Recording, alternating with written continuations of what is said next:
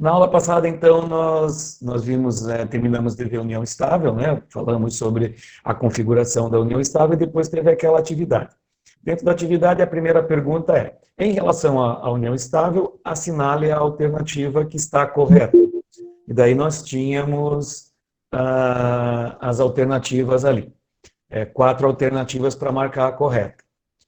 Primeira alternativa, para que fique caracterizada a união estável, é necessário, entre outros requisitos, tempo de convivência mínima de 5 anos. Já foi assim um dia, há muito tempo não é mais. Então, essa questão de 5 anos, prazo, pedágio, prazo determinado para reconhecimento de união estável, nós vimos, inclusive, durante a aula passada, que isso não é mais obrigatório e não tem mais sentido um tempo. Tempo para reconhecimento da união estável.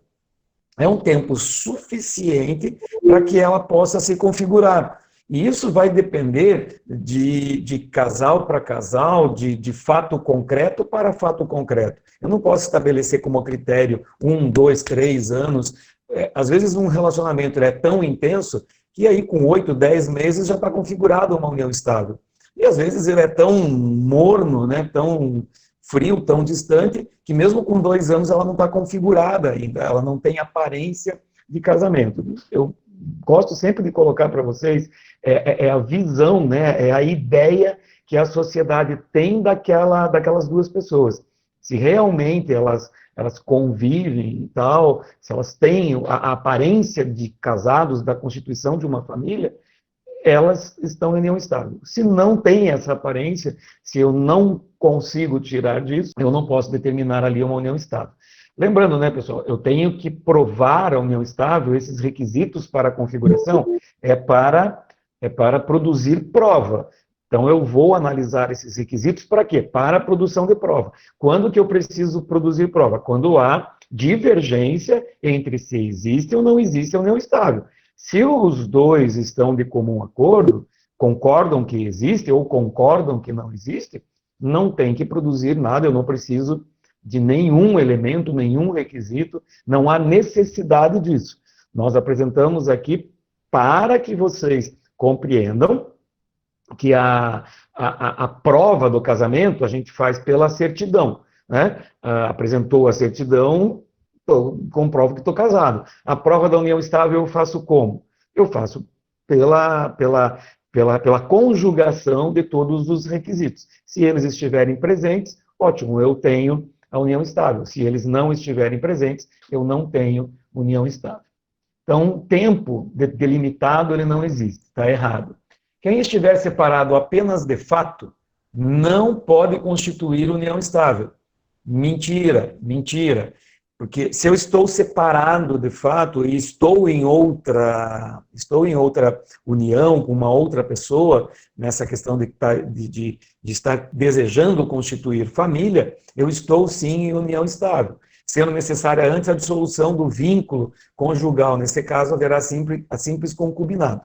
Não estou em concubinato. Ou separado, de fato, aquela pessoa que já saiu, que já deixou o seu casamento, ou seja, que ele não está mais na vida de casado, ele pode sim estar em união estável. O casado que mantém a vida de casado, esse não pode estar em união estável, ele estará em concubinato.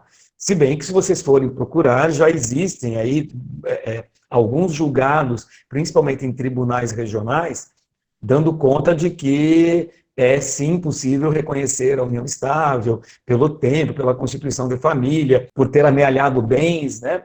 Tudo isso daí configura uma união estável mesmo a pessoa estando casada. Mas ainda é a exceção, ainda não é a regra. Alternativa C, ou terceira alternativa, o reconhecimento da união estável depende primordialmente da intenção de constituição de família pela parte dos conviventes. Corretíssimo. Primordialmente, né, pela a intenção de construir família. Então, se há essa intenção e se eu consigo comprovar essa intenção, está reconhecida a união estável. Contrato de união estável é solene, rigorosamente formal e sempre público. Não, ele não é solene, ele não tem nada de solenidade, eu posso fazer em qualquer lugar, ele não tem nenhuma formalidade, nenhuma regra, e também não precisa ser público, ele pode ser particular. Ô, professor, então quer dizer que eu posso ir no escritório de um advogado, eu e a minha companheira, eu e meu companheiro, sentarmos ali, estabelecemos um contrato de união estável, ele redige para nós, nós assinamos, duas testemunhas, está certo? Correto, fechou. Não tem problema nenhum na validade desse contrato. Reconhece a assinatura, duas testemunhas. Esse contrato é válido, ele tem valor, sim, ele tem força, pessoal. Ele pode ser, sim, questionado na justiça, ele serve como prova, inclusive. Tá? Então, se eu tenho o contrato, se eu tenho esse contrato, público ou particular, já está comprovada a minha união estável. O que é o contrato público? Um tabelionato, vou lá, faço uma escritura pública de união estável. É um contrato, faço essa escritura, o tabelião põe tudo isso aqui e põe as partes ali, assina e dá fé pública de que essas pessoas estão em união estável. Segunda questão, o regime da união estável, reconhecida constitucionalmente como entidade familiar, pressupõe, né? O que pressupõe a união estável? A convivência entre o homem e a mulher como se casados fossem por mais de 5 anos. Não, mesma coisa, já vimos que não é. Que o regime de bens seja livremente estipulado, desde que no início da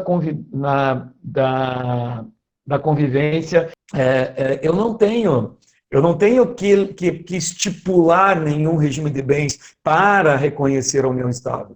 Se eu não estipular nenhum regime de bens, qual é o que passa a vigir? É a comunhão parcial de bens. Então, eu não preciso.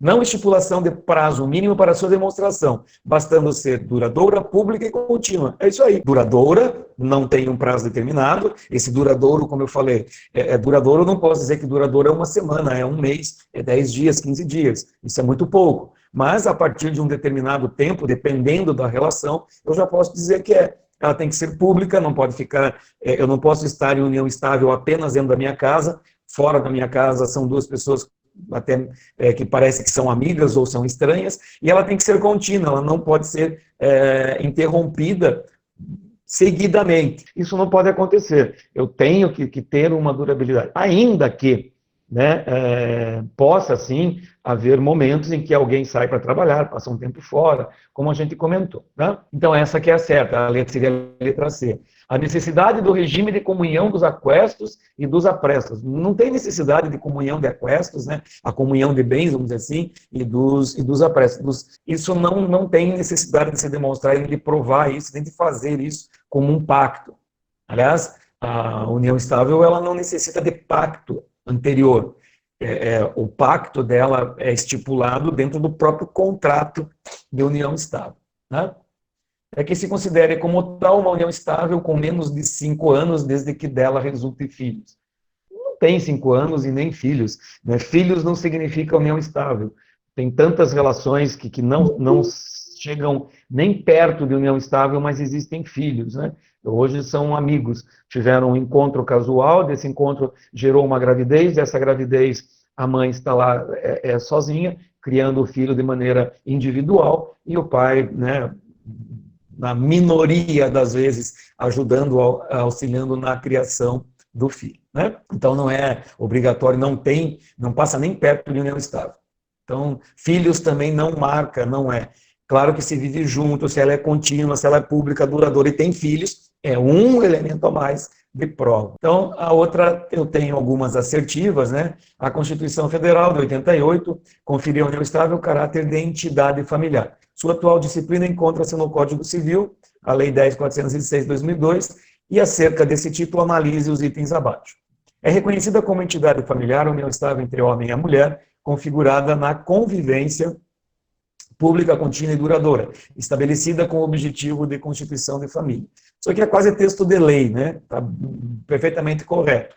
Hoje eu poderia questionar aqui entre homem e mulher, porque já é possível entre pessoas do mesmo sexo. Mas o texto geral aqui, ele está correto. Não é possível o reconhecimento da união estável quando um dos companheiros for casado com o terceiro, mesmo que separado de fato. Acabei de falar disso agora há pouco. É possível sim, desde que separado de fato. Então essa está errada. A 1 está certa, a 2 está errada.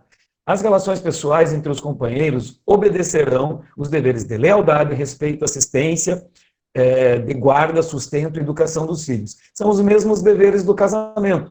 Ok, união estável e casamento são praticamente idênticas. Então, 1 e 3 estão certas. 1 e 3 estão certos, não precisa nem analisar 4, porque aqui eu só tenho de 2 em 2, né? Mas, vamos lá. As relações patrimoniais decorrentes da união estável aplica-se no que couber o regime da participação final dos aquestos. Não, aplica-se no que couber, quando não tiver estipulado em contrato, né, a comunhão parcial de bens. Estão corretos 1 e 3, alternativa D. Indique a predicação verdadeira, né? O que é verdadeiro das assertivas abaixo, das afirmações abaixo. Para o atual Código Civil, concubinato e união estável é a mesmíssima coisa. Não. Concubinato é onde não há nenhum dever, nenhum direito, nada de casados presentes. É o caso da amante, é o caso do casado que está pulando a cerca, é o caso do genro que está com a sogra, com o sogro, a nora com a sogra, com o sogro. Então, aquele caso do impedimento do casamento entre duas pessoas e elas estão juntas, é o caso de concubinato. Se há impedimento para o casamento, há impedimento também para a união estável. E se elas estão vivendo juntas, como se parecesse uma união estável, mas em face do impedimento, elas estão em concubinato. Então, não é a mesma coisa. As causas suspensivas do casamento, impedimentos, impedintes do direito anterior, impedientes do direito anterior, impedem a caracterização da união estável. Não. As causas suspensivas não impedem o reconhecimento da união estável. Tá? Elas são suspensivas do próprio casamento. A convivência sobre o mesmo teto é requisito fundamental da união estável.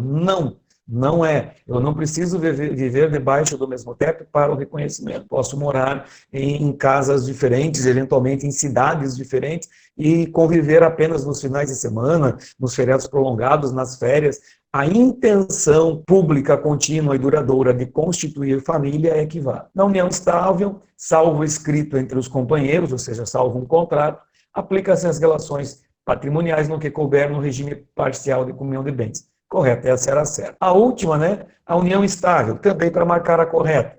Equipara-se para todos os fins ao casamento civil, inclusive no tocante à prova. Veja, equipara-se para todos os fins ao casamento civil, mas a prova não. A prova eu não tenho uma certidão pública feita em registro público civil da união estável. Eu não tenho, então eu não posso provar por certidão. Quando eu não tenho um contrato, eu provo por outros elementos. Demanda a diversidade de gêneros, de acordo com o recente entendimento do STF. Não, muito ao contrário.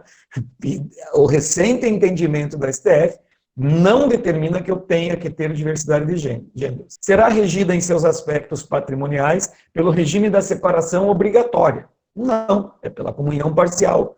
Salvo exposição em contrária, não, é pela comunhão parcial. Pode ser constituída entre pessoas casadas, desde que separadas judicialmente, ou seja, a separação judicial, ela não desfaz todo o vínculo conjugal, né? Ela desfaz apenas o que a doutrina separa como sociedade, né? Não o vínculo. Ou separadas de fato. Correto, pode ser constituída sim. Se dissolvida, não autoriza os companheiros a pedir alimento. Sim, na dissolução que autoriza a pedir alimento. Bom, o nosso assunto agora é o direito parental, o direito de parentesco, né?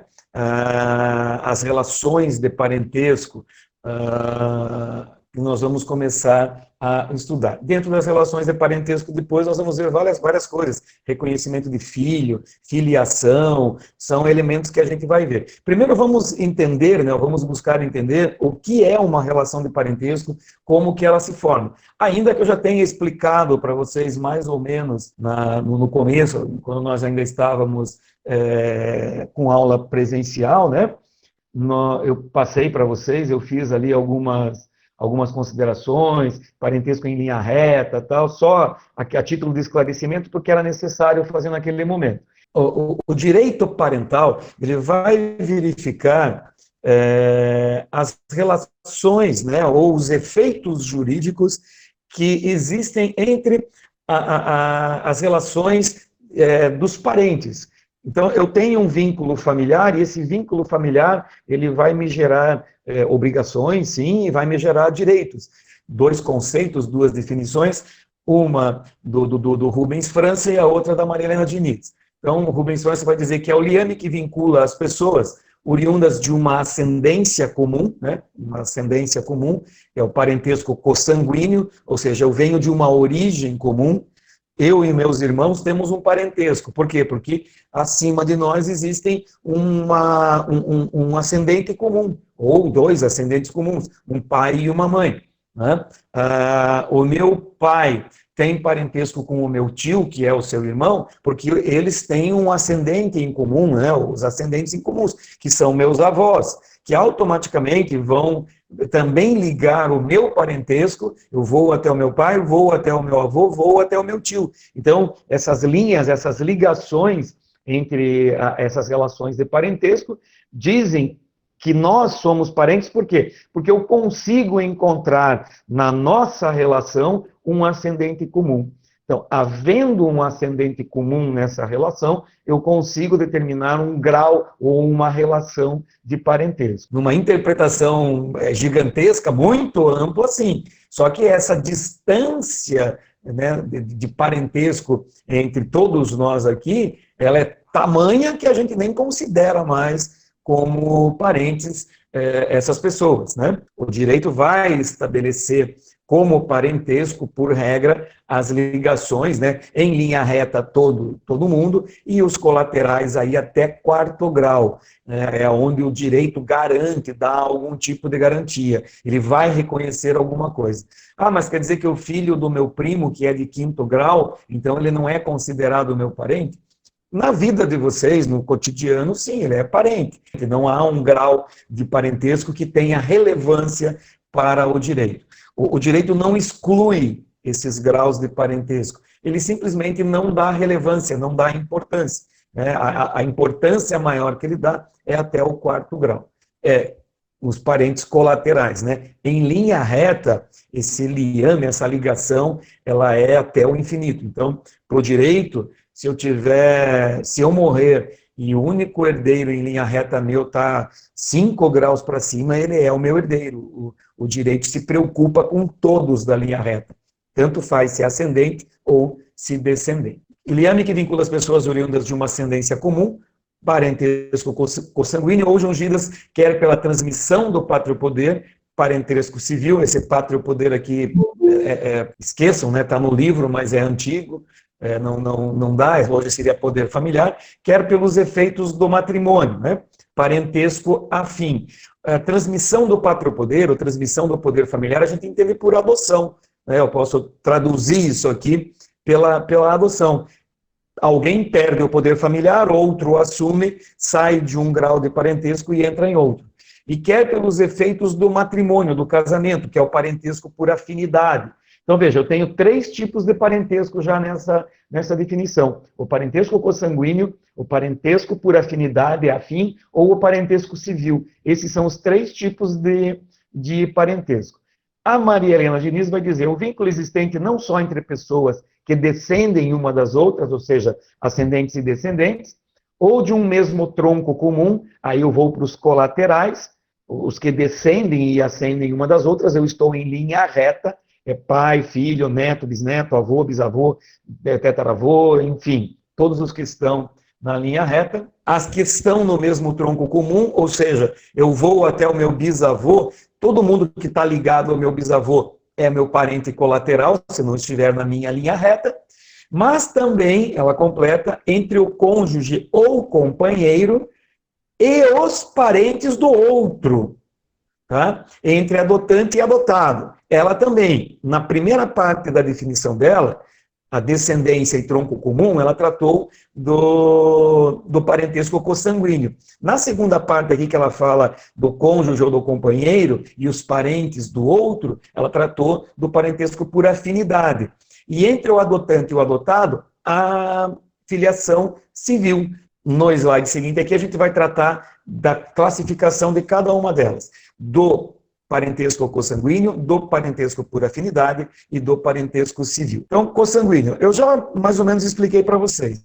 É aquele que existe entre pessoas que mantêm entre si um vínculo biológico ou um vínculo de sangue.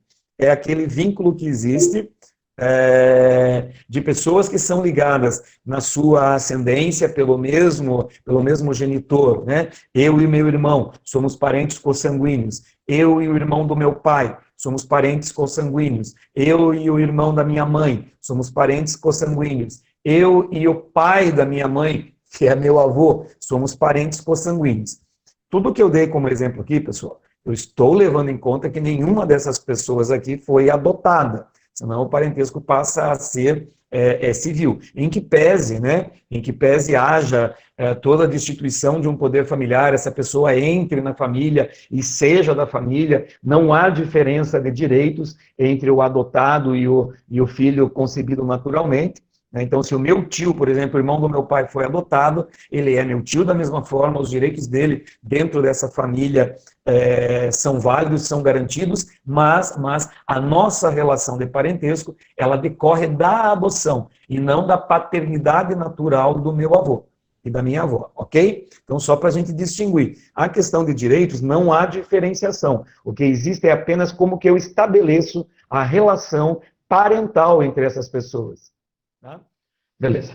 Então, parentesco consanguíneo, ele trata, então, dessas relações de aonde há a relação consanguínea ou do mesmo tronco biológico, onde as pessoas decorrem. Então, se eu fizer um exame de DNA nessas pessoas, eu vou encontrar traços que determinam que elas são parentes, certo? Parentesco por afinidade. O parentesco por afinidade, pessoal, não esqueçam, união estável e casamento não geram parentesco entre os cônjuges ou entre os companheiros. Então, marido e mulher não são parentes. Companheiro e companheira não são parentes. Tomem cuidado e prestem atenção com isso. Aonde que eu gero o parentesco por afinidade? É o marido e os parentes da esposa. A esposa e os parentes do marido. Companheiro e os parentes da companheira. Companheira e os parentes do companheiro. Essa relação que existe entre a mãe da minha esposa e eu, essa relação é uma relação de parentesco, é uma relação que existe, que nós chamamos aí de sogra, sogro e genro, é uma relação de parentesco por afinidade. Por quê? Porque ela decorre de uma relação de afinidade. Que relação? O casamento. Então, essa relação afetiva, de afetuosidade, de afinidade entre marido e mulher, companheiro e companheira, do mesmo sexo, de sexo diferente, gera relação de parentesco, depende da sogra, né, Demi? Depende da sogra. Tem sogra que dá para ter, tem sogra que não dá. Aí eu não diria que sempre é assim. Eu vou para a resposta padrão do direito. Depende. Né? Então, eu tenho essa relação. Então, ela decorre tanto do casamento, do matrimônio, né, como da união estável, do direito convivencial. Lembrando que, na linha reta da minha esposa, na linha reta, companheiros pelo... Essa hora da sogra tinha que estar na sala de aula, gente. É muito legal falar de sogra, sogro e tal, é legal na sala de aula. Aqui na internet fica meio complicado a gente tratar desses assuntos. Tem uma pergunta aqui do William, né? Por que os companheiros não são considerados parentes? Podem influenciar no direito de sucessão? Veja, é o seguinte, os companheiros não são parentes, da mesma forma que marido e mulher não são parentes também. Eles se unem por afinidade, por afetividade, por afetuosidade, pelo casamento, né, no caso do matrimônio, ou pela união estável, no caso dos companheiros. Eles se unem dessa forma. Então, eles não são parentes. A relação que existe entre marido e mulher é matrimonial. A relação que existe entre companheiro e companheira, ela é convivencial. Não há um grau de parentesco entre eles. Mas os parentes da minha esposa, por afinidade, serão parentes meus. Os parentes da minha companheira também serão meus parentes por afinidade. Mas eu e minha companheira não seremos parentes. Porque o casamento já determina assim, e como o casamento e união estável são bem similares, a mesma regra que se aplica ao casamento se aplica à união estável. Bom, então ele funciona assim. Na linha reta, os parentes da minha mulher até o infinito para cima, até o infinito para baixo, serão sempre meus parentes. E serão meus parentes para sempre, ainda que eu desfaça o casamento. Então, divórcio. Minha sogra será sempre minha sogra e eu não poderei casar com a minha sogra. Nem que eu deseje, nem que ela deseje. Eu não poderei casar com a minha sogra. Ah, mas então você pode ficar em união estável. Não, porque casamento com sogra é impedimento. Então, há um impedimento do meu casamento com a minha sogra. Não posso me casar com ela. Diante disso, eu também estou impedido de estar em união estável com ela. Presente aos irmãos do cônjuge. Só lembrando, né? Até onde vai o meu parentesco com os colaterais da minha esposa? Até os irmãos dela, até os meus cunhados ou cunhadas. Porém, os parentescos por afinidade colaterais, que são esses que vão até os irmãos dela, eles são desfeitos com o fim do casamento. Divórcio ou morte desfaz a relação de parentesco com os colaterais. Eu tenho sogra para o resto da vida, mas cunhado, cunhada não. Acabou o casamento, acabou a relação de parentesco. Não tenho mais nenhuma obrigação com o meu cunhado, com a minha cunhada. Ok? Parentesco civil é aquele que decorre, né, de outra origem que não seja a consanguinidade ou a afinidade. Então, se você tem qualquer outra relação de parentesco, não é ex-sogra, não tem ex-sogra, amor. Não tem. Se você casou 5 vezes e as 5 sogras estão vivas, você tem 5 sogras. Não tem jeito. Essa é uma diferença da união estável, né? Quando ela não é feita por papel ou não tem uma sentença que a reconhece. É isso aí mesmo. É perigoso. Eu sempre digo para os alunos, está pensando em separar e casar de novo? Não faça isso, porque você vai ter... Você já falou que é ruim se relacionar com a sogra, imagina com 2 sogras. É complicado. Mas... eu nem sei o que eu estava falando aqui, me perdi. Mas, enfim, o parentesco civil que nós temos aqui, o parentesco civil, todo aquele que não é por consanguinidade ou que ele não é consanguíneo e nem por afinidade, ele vai ser civil. O maior exemplo do parentesco civil é a adoção. A adoção, ela desconstitui o poder familiar de um casal, de um pai e de uma mãe, e transfere para outra família. Essa criança sai, né, de uma família, essa adolescente, esse jovem, sai de uma família, vai para outra, e ele ingressa ali e tem essa relação de parentesco estabelecida através de uma relação decorrente de uma determinação civil, de uma sentença. E não é nem consanguinidade, porque ela não nasceu naquele tronco, ela não tem os mesmos elementos físicos ou DNA dessa família, como também ela não é por afinidade, não foi decorrente de um casamento ou de uma união estável que ela ingressou ali. Ela veio por ordem judicial, por uma vontade de pai e de mãe também, em adotar essa pessoa e colocá-la na sua família. Todo o vínculo parental, todo o vínculo de parentesco, a relação, ela é estabelecida a partir de uma decisão civil, tá? Quem são os parentes legais, então, né? Os ascendentes em linha reta, até o infinito, são sempre parentes.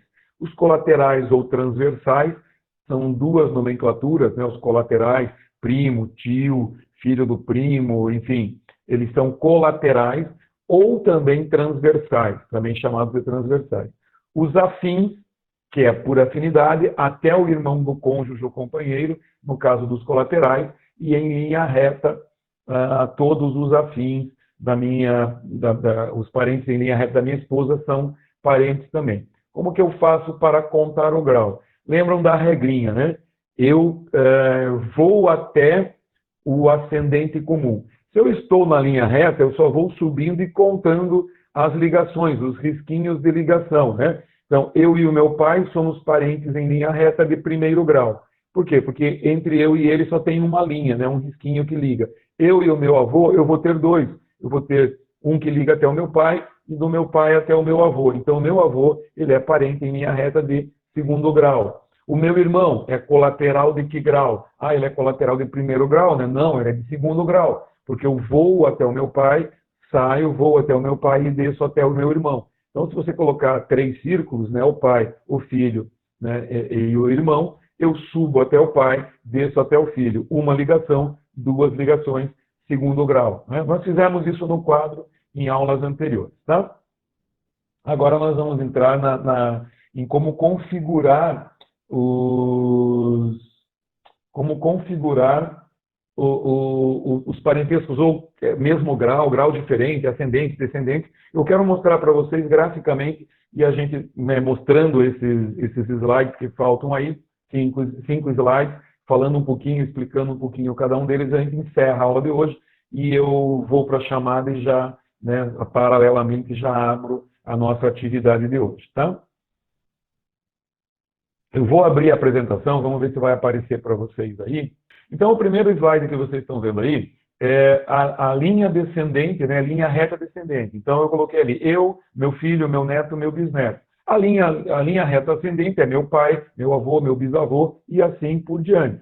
Essa linha reta, o grau de parentesco, a relação de parentesco, ela é infinita, ela não se modifica, ela não é quebrada por motivo algum, né, a não ser pela morte, né, morreu, deixa de existir a relação de parentesco, para fins de direito, ela deixa de existir também.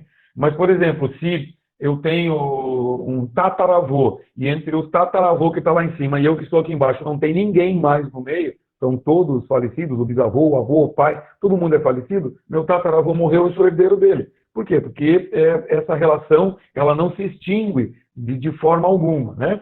Então, a linha reta, gente, eu sempre brinco, ela é ao infinito e além. Eu acho que até no slide de vocês o texto ali fala de infinito, tá? Relação de parentesco colateral igual. Eu digo que os colaterais... Bom, eu estou falando aqui, pessoal, para vocês agora, do colateral igual, do colateral que está no mesmo nível, né? Como que o colateral está no mesmo nível? Ele está no mesmo patamar. É quando eu subo até o ascendente comum, eu quero saber o parente desse cara aqui. Então eu saio dele, vou até o ascendente comum e desço, e eles estão na mesma linha, né? Porque veja, eu estou na mesma linha que o meu irmão. Eu, meus irmãos, estamos na mesma linha, nessa faixa aqui. Então nós somos parentes colaterais de mesmo nível, iguais, de mesmo patamar. O meu pai, ele está numa linha acima. O meu avô, 2 linhas acima. Então, os colaterais iguais, eles estão sempre nesse mesmo nível. Eles estão sempre nesse mesmo patamar. Eles estão em igualdade de patamar. Quando isso acontece, eu digo que eles são colaterais iguais, colaterais de mesmo nível, né? Tem mais um exemplo, acabei de trocar o slide. Aqui, ó, se vocês olharem ali, o slide anterior, deixa eu voltar aqui, era o pai, eu e uma irmã. Então, eu e minha irmã estamos no mesmo grau. O próximo agora é o avô, pai, tio, eu e o primo. Veja que apesar do meu avô ser um parente em linha reta de segundo grau, ele não é igual a mim. Mas o meu pai e o meu tio são iguais. Eles estão no mesmo patamar, eles são colaterais iguais. Eu e o meu primo somos colaterais iguais, porque estamos na mesma linha de parentalidade. Então, não significa a questão do grau, primeiro, segundo, terceiro, quarto. O meu irmão e eu estamos no mesmo patamar. Somos parentes colaterais de segundo grau. O meu primo e eu também estamos no mesmo grau, mas ele é um parente colateral de quarto grau. Se você olhar por que é quarto grau, é só você contar as linhas ali no slide. Eu e o meu pai, o primeiro grau, meu pai e meu avô, o segundo grau, meu avô, meu tio, o terceiro grau, meu tio ao meu primo, o quarto grau. Eu, na minha árvore genealógica, eu saio, né, da minha posição e chego do meu primo. Eu encontro caminhos para chegar lá. Eu traço esses caminhos, certo? E cada passo que eu dou é um grau de parentesco. Ok? Próximo slide. Colateral desigual. O colateral desigual, eu tenho ali bisavô, avô, pai e eu. Então, eu, meu pai, meu avô e meu bisavô. Nós somos parentes em linha reta, né? Ascendentes, né? São os meus parentes ascendentes em linha reta. Mas vejam que o meu avô e o meu tio-avô, nesse caso, eles estão no mesmo grau, já não no mesmo patamar, na mesma linha.